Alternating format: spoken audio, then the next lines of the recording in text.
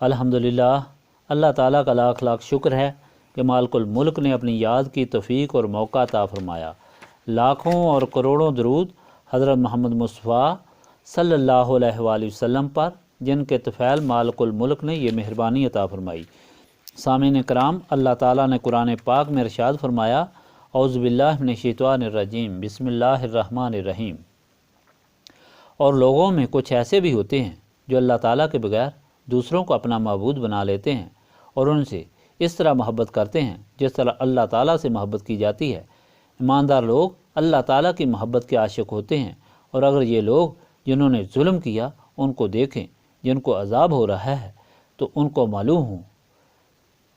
معلوم ہوا کہ تمام طاقت اللہ تعالیٰ کی ہے اور اللہ تعالیٰ سخت عذاب والا ہے۔ سامعین کرام، اس سے پہلے یہ بیان کیا گیا تھا کہ مالک الملک نے ساری مخلوق کے لیے اعلان کر دیا ہے، جو حقیقت ہے کہ اس کے بغیر کوئی معبود نہیں اور وہی عبادت کے لائق ہے۔ اسی کی عبادت ضروری ہے، اور اس کی عبادت اس لیے ضروری ہے کہ وہ رحمان و رحیم ہے۔ اس کا مخلوق پر بے شمار رحم و کرم اور احسان ہے، اتنے احسان اور اتنی مہربانیاں ہیں کہ اور کسی کی بھی نہیں۔ اگر دنیا میں کوئی مہربان ہے تو اس کی وجہ اسی کی وجہ سے ہے۔ اگر والدین مہربان ہیں یا اولاد مہربان ہے، خادم ہے یا کوئی دوست مہربان ہے، یہ سب اسی کی مہربانی کا نتیجہ ہے۔ اور پھر یہ کہ کسی کی مہربانی کسی خدمت کے عوض ہوتی ہے، لیکن اس رحمان و رحیم کی مہربانی جو ہے وہ بغیر کسی کی خدمت کے، بغیر کسی چیز کے، بلکہ انسان کی پیدائش سے لے کر سے پہلے ہی مالک الملک نے اتنا رحم و کرم فرمایا کہ جدھر دیکھیں اس کا رحم و کرم اور مہربانی ہی مہربانی نظر آتی ہے۔ اتنا رحیم اور کریم جو آقا ہے وہی عبادت کے لائق ہے۔ عبادت صرف نماز کا نام ہی نہیں، نماز تو صرف عبادت کا ایک جزو ہے۔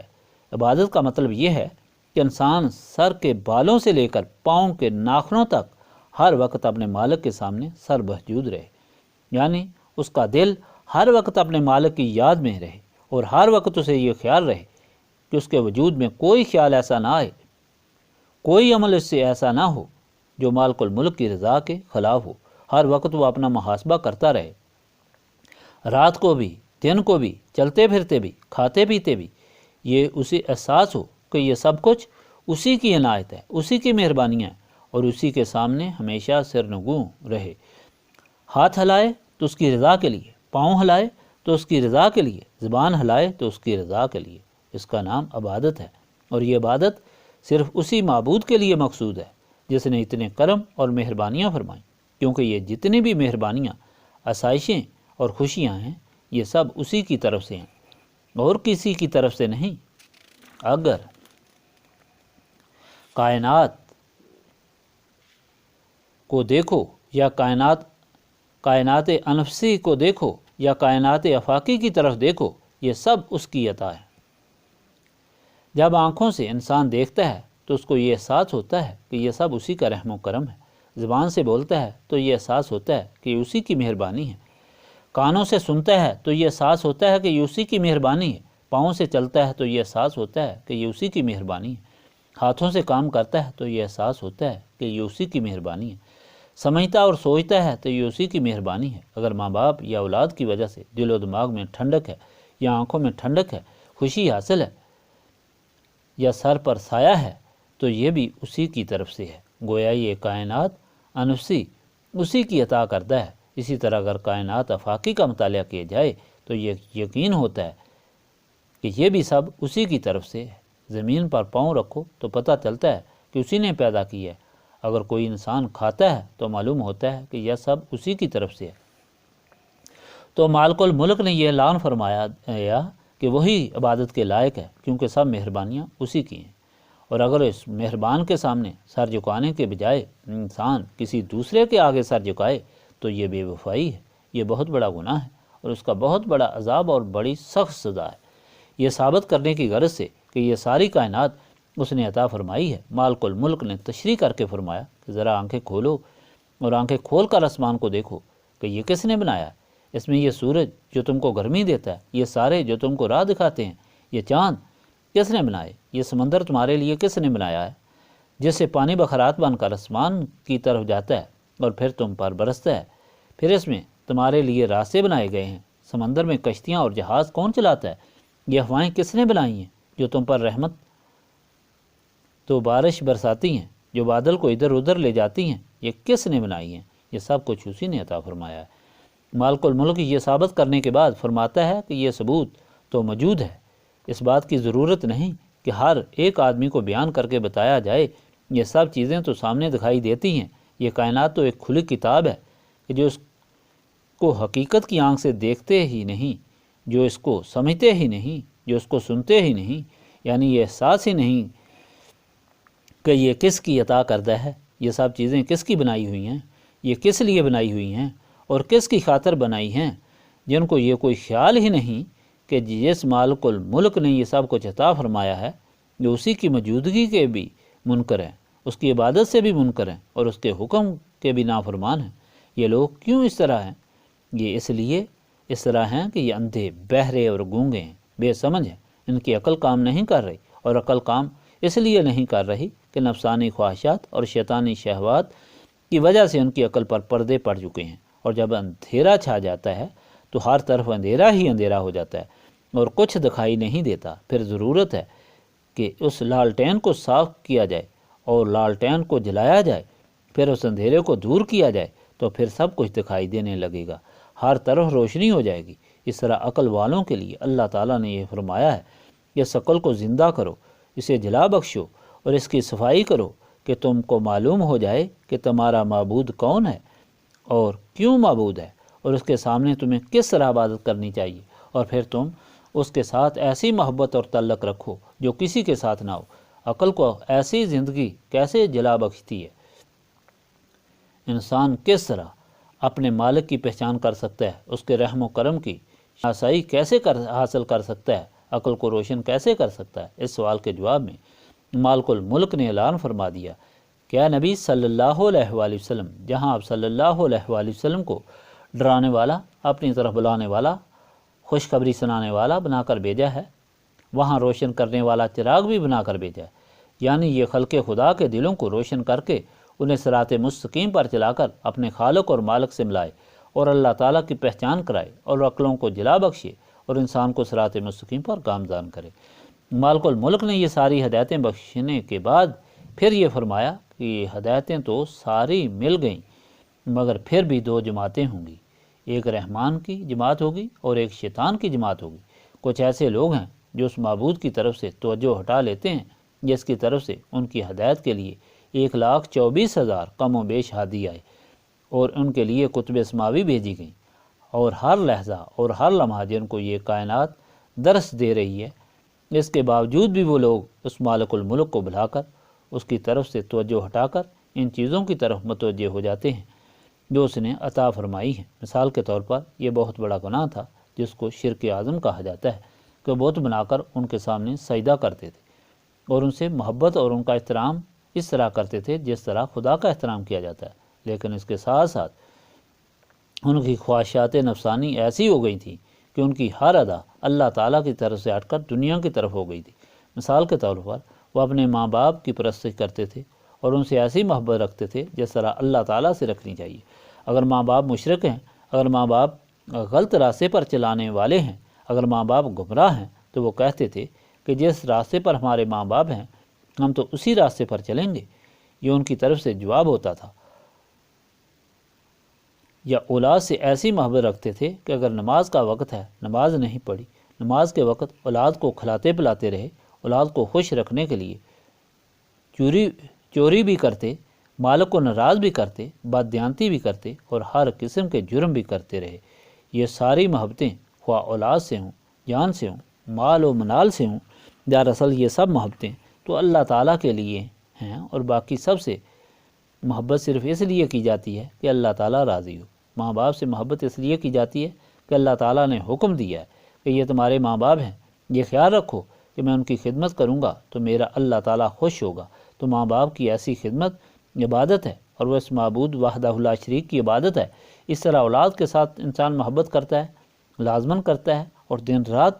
گرمی سردی میں مشکلات کا سامنا کرتا ہے۔ یہ سب کچھ اولاد کے لیے ہوتا ہے، لیکن یہ بہت بڑا گناہ بھی ہے، یہ دنیا داری ہے۔ ایسی محبت اللہ تعالیٰ سے غافل کر کے دنیا کی طرف متوجہ کرتی ہے، لیکن جو اللہ والے ہو جاتے ہیں وہ اولاد کی خدمت اس خیال سے کرتے ہیں کہ یہ اللہ تعالیٰ کی مخلوق ہے، اللہ تعالیٰ نے یہ مخلوق ہمارے سپرد کی ہے، اگر یہ اللہ تعالیٰ کی بہترین مخلوق بنے گی تو اس سے اللہ تعالیٰ خوش ہوگا۔ تو اولاد کے لیے دن رات جاگنا، تکلیفیں اٹھانا، مصیبتیں برداشت کرنا سب عبادت میں شامل ہے۔ اس طرح سے جو محبت ہوتی ہے وہ اولاد سے نہیں ہوتی، وہ معبود حقیقی سے محبت ہوتی ہے جس کی رضا کی خاطر مخلوق کی خدمت کی جاتی ہے۔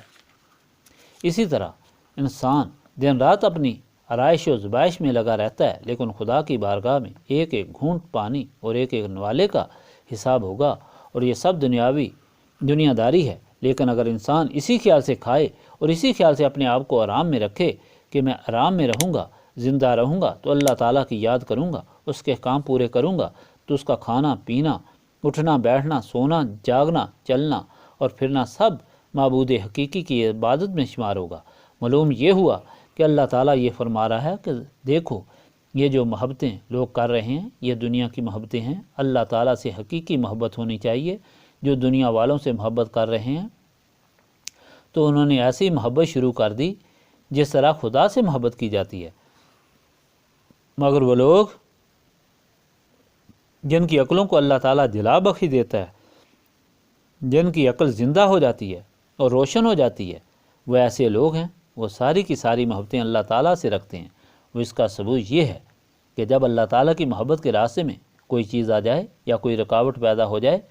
خواہ وہ وطن کی رکاوٹ ہو، ماں باپ اولاد کی رکاوٹ ہو، اسے اپنے لیے بہت بڑی سعادت سمجھتے ہیں اور اللہ تعالیٰ کا شکر ادا کرتے ہیں، تو ایسے لوگ ہی ایماندار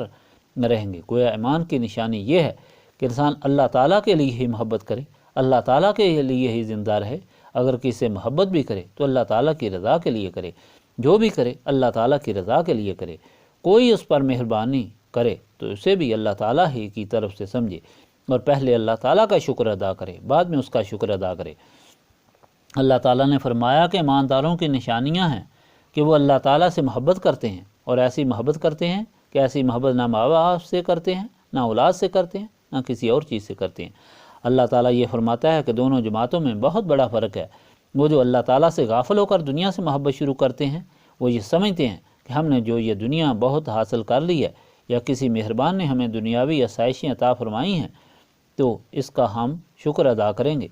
تو ہم بہت بڑا رتبہ حاصل کر لیں گے، ہمیں اور زیادہ دولت و جائیداد مل جائے گی، ہماری اولاد بہت لائق ہوگی، ہم نے سب کچھ دولت بھی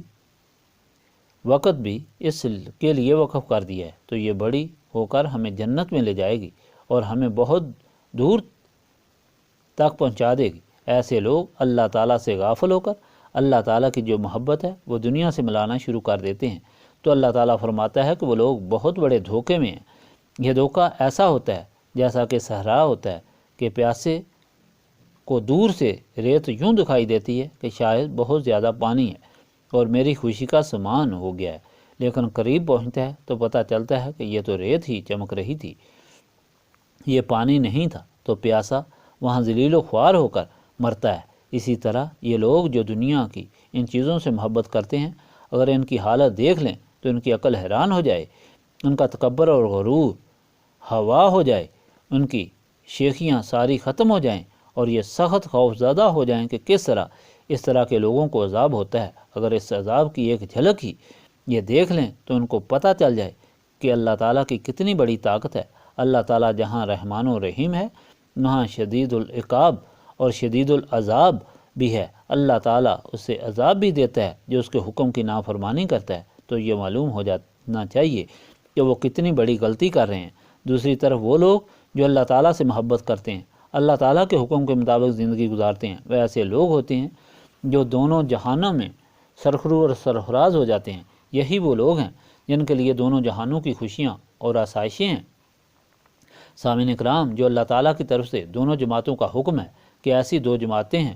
کہ ایک اس طرح اللہ تعالیٰ کے حکم پر عمل کرنے والے ہیں اور اللہ تعالیٰ سے محبت رکھنے والے ہیں، دوسرے اللہ تعالیٰ سے غافل ہو کر دنیا سے محبت کر کے اللہ تعالیٰ کی نافرمانی کرنے والے ہیں۔ لیکن اگر ان کا صحیح فرق دیکھنا ہو اور اللہ تعالیٰ کا فرمان معلوم کرنا ہو کہ وہ کیسی جماعت تھی جس کو اللہ تعالیٰ نے پسند فرمایا۔ اس جماعت کا وہ کیسا عمل ہے تو اس کے لیے نبی پاک صلی اللہ علیہ وآلہ وسلم کی تاریخ اٹھا کر دیکھنی پڑے گی۔ اور جب بھی حضور پاک صلی اللہ علیہ وآلہ وسلم کے غلاموں کی تاریخ اٹھائی اور اس پر نظر دوڑائی جاتی ہے تو ایک ایک غلام کی تاریخ اس طرح چمکتی نظر آتی ہے جس طرح سورج آسمان پر چمک رہا ہوتا ہے۔ ایک ایک کی روشنی میں ساری دنیا اگر چلے تو چل سکتی ہے۔ آدمی حیران ہوتا ہے کہ وہ کیسے لوگ تھے جنہوں نے دنیا کے سخت سے سخت عذاب کا، تکلیف کا، مصیبت اور ہر مشکل کا مقابلہ کیا، لیکن اللہ تعالیٰ کی محبت جو ان کے دلوں میں تھی اس میں فرق نہ آیا، اور اس کا نتیجہ یہ کہ ان کی جان، ان کا مال، ان کی عزت، غرض ہر چیز اللہ تعالیٰ کے سپرد ہو گئی، بلکہ ان کی عزت اللہ تعالیٰ کی عزت ہو گئی۔ جنہوں نے ان کی عزت سے کھیلا انہوں نے اللہ تعالیٰ سے مقابلہ کیا، اور اللہ تعالیٰ نے ان کو ذلیل و خوار اور نیست و نابود کر دیا۔ نبی پاک صلی اللہ علیہ وآلہ وسلم کے غلاموں کی یہ تاریخ تقریباً ہر مرتبہ میں آپ کے سامنے پیش اس لیے کرتا ہوں کہ آپ کو معلوم ہو جائے کہ یہ باتیں صرف باتیں نہیں ہیں بلکہ یہ حقیقتیں ہیں اور تاریخی واقعات ہیں جو گزر چکے ہیں اور ہم پر بھی آ سکتے ہیں، اور ہم بھی اس طرح عمل کر سکتے ہیں اور ویسا ہی عمل کر کے وہ چیز حاصل کر سکتے ہیں۔ آج پھر پیسا فرمایا، آج پھر میں آپ کو نبی پاک صلی اللہ علیہ وآلہ وسلم کے غلام کی تاریخ سناتا ہوں۔ حضرت خبیب ایک آزاد بچے تھے، آزاد ماں باپ کے بچے تھے، لیکن ایک غلام نے انہیں چرا لیا، ایک ظالم نے انہیں چرا لیا اور چرا کر ایک عورت ام عمار کے ہاتھ بھیج دیا۔ ام عمار نے انہیں خرید کر اپنے پاس رکھ لیا اور انہیں اپنا غلام بنا لیا، تو انہوں نے آہن گھری کا پیشہ اختیار کر لیا اور اس میں بہت مہارت حاصل کر لی۔ نبی پاک صلی اللہ علیہ وآلہ وسلم ہر روز ان کے پاس جا کر بیٹھ جاتے اور ان سے بہت محبت کرتے تھے۔ جب نبی پاک صلی اللہ علیہ وآلہ وسلم نے اپنی نبوت کا اعلان کیا تو حضور پاک صلی اللہ علیہ وآلہ وسلم کا ارشاد سن کر وہ فوراً ایمان لے آئے، اور اس طرح انہوں نے نسبت رسولی صلی اللہ علیہ وآلہ وسلم حاصل کی، حضور پاک صلی اللہ علیہ وآلہ وسلم کی غلامی حاصل کی اور اپنے دل و دماغ کو روشن کر لیا۔ جب وہ ایمان لے آئے تو ان کی مالکہ ام عمار سیخ پا ہو گئی، سارے مشرکین مکہ سیخ پا ہو گئے، ایک غلام ہو کر اور ایک لوہے کا مصری ہو کر اس نے اتنی بڑی گستاخی کی ہے کہ یہ اسلام لے آیا ہے، ہم اس کو کسی صورت نہیں چھوڑیں گے۔ چانچہ وہ مالکہ اس لوہے کی بھٹی میں جس پر وہ کام کرتے تھے ایک لوہے کا ٹکڑا لے کر ڈالتی تھی، اور جب وہ لال سرخ ہو جاتا تو حضرت خبیب کے سر پر رکھ دیتی تھی، جس سے ان کا تمام جسم ابل جاتا، پھر انہیں بھٹی سے انگارے لے کر ان پر لٹاتی تھی۔ حضرت خبیب فرماتے کہ میرے جسم سے چربی نکلتی تھی اور اتنی چربی نکلتی تھی کہ وہ انگارے ٹھنڈے ہو جاتے تھے، لیکن اس خدا کے بندے کے دل میں کوئی بات بھی ایسی نہ آئی کہ اس کے دل سے وہ محبت کم ہو یا دل میں کوئی خوف پیدا ہو۔ ہمیشہ وہ یہی کہتے تھے کہ یہ تکلیف کو تو کوئی بات ہی نہیں، اللہ تعالیٰ کے راستے میں اس سے بڑی قربانی بھی دینا پڑے تو یہ ہمارے لیے باعث سعادت ہے۔ خدا کی قدرت ایسی ہوئی کہ وہ عورت جو آپ کو اتنی تکلیف دیتی تھی اس کے سر میں سخت درد شروع ہو گیا، اور ایسا درد شروع ہوا کہ اس نے کتے کی طرح بھونکنا شروع کر دیا۔ یہ ایک تاریخی واقعہ ہے۔ حکیموں کو اس کے علاج کے لیے بلایا تو انہوں نے کہا کہ اس کے سر کو سینگیاں لگائی جائیں، چانچہ وہی لوہے کا ٹکڑا گرم کر کے اس کے سر پر رکھا جاتا تھا، اس کو آرام آ جاتا تھا، اور جب وہ گرم ٹکڑا اٹھایا جاتا تو پھر وہ کتے کی طرح بھونکنا شروع کر دیتی تھی، اور اس طرح وہ ذلیل و خوار ہو کر اس دنیا سے رخصت ہو گئی۔ لیکن اتنی بڑی قربانی کرنے والے حضرت خبیب جیسا انسان جب نبی پاک صلی اللہ علیہ وآلہ وسلم کی خدمت میں حاضر ہوا تو حضور پاک صلی اللہ علیہ وآلہ وسلم کعبہ شریف سے ٹیک لگائے بیٹھے تھے اور جا کر اپنا بدن کھول کر دکھایا کہ جگہ جگہ پر برس کی طرح کے نشان پڑ گئے تھے، جہاں جہاں لوہا گرم کر کے ان کے جسم کو لگایا گیا تھا وہاں داغ پڑے ہوئے تھے۔ انہوں نے نبی پاک صلی اللہ علیہ وآلہ وسلم کے سامنے عرض کی، یا رسول اللہ صلی اللہ علیہ وآلہ وسلم، مسلمانوں کی یہ تکلیف کب دور ہوگی؟ تو نبی پاک صلی اللہ علیہ وآلہ وسلم کا چہرہ مبارک غصے سے لال سرخ ہو گیا، اور آپ صلی اللہ علیہ وآلہ وسلم اٹھ کر بیٹھ گئے اور فرمایا کہ تم اتنی جلدی گھبرا گئے ہو؟ اللہ تعالیٰ کے جو پہلے بندے گزرے ہیں ان کے تو کافروں نے گوشت کینچیوں سے کھینچ کر ہڈیوں سے باہر نکالے تھے اور ان کے سروں پر آرے چلا کر دو دو ٹکڑے کیے تھے، پھر بھی ان کی زبان سے شکوے کا اظہار نہ ہوا، اور تمہیں تو ابھی کوئی تکلیف ہی نہیں ہوئی۔ یاد رکھو کہ ضرور اسلام کی فتح ہوگی، اور ایسی فتح ہوگی کہ کیسر و کسریٰ کے جو تخت تمہارے پاؤں کے نیچے ہوں گے۔ اللہ تعالیٰ کے فضل و کرم کی بنا پر ایک وقت ایسا بھی آئے گا کہ اگر ایک بڑھیا سامان لے کر صنعاء سے مدینہ منورہ تک اکیلی سفر کرے گی تو کوئی شخص اسے تعارض نہ کر سکے گا۔ رسول اکرم صلی اللہ علیہ وآلہ وسلم کی یہ پیشگوئی حرف بے حرف پوری ہوئی۔ مکہ مکرمہ تک